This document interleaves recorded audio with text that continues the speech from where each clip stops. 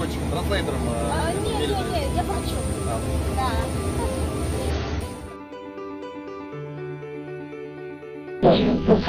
Salam, salam sejahtera. Nama saya Nasional Dr. Siti Khadijah binti Abdul Hamid. Saya sekarang ini bertugas di Institut Perubatan Penerbangan. Saya merupakan pakar perubatan kecemasan, salah suatu team members untuk aeromedical di Lima ni. Tugasan saya tim untuk search and rescue, tapi untuk Lima ni terbagi kepada 3 lah.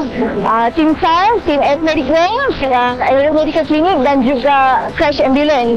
Bagi saya pula, saya berada di tim SAR.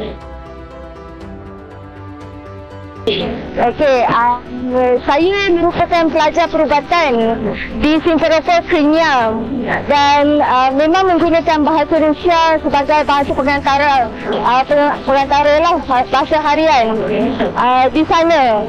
So kalau kita tak cakap bahasa Rusia kat sana, memang kita tak boleh nak go on dan survive dekat sana.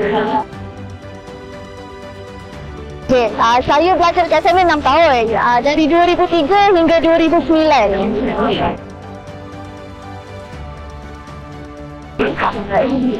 Dia tanya kepada saya, adakah saya seorang translator? Saya cakap tidak, niet. Itu bermaksud tidak. Dan saya cakap kepada dia, saya seorang doktor. Dan saya tanya kepada dia, siapa nama dia? Dan dia jawab, Sergey. Dan saya kemudian memberitahu kepada dia, nama saya Khadijah. Orang kenal saya sebagai Khadijah, tapi kalau di sana, orang kenal saya sebagai Satya.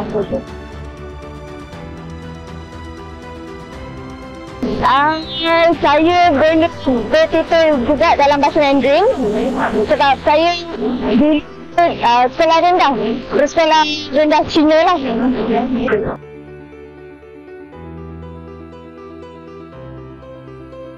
Привет! Пойдем всем сюда.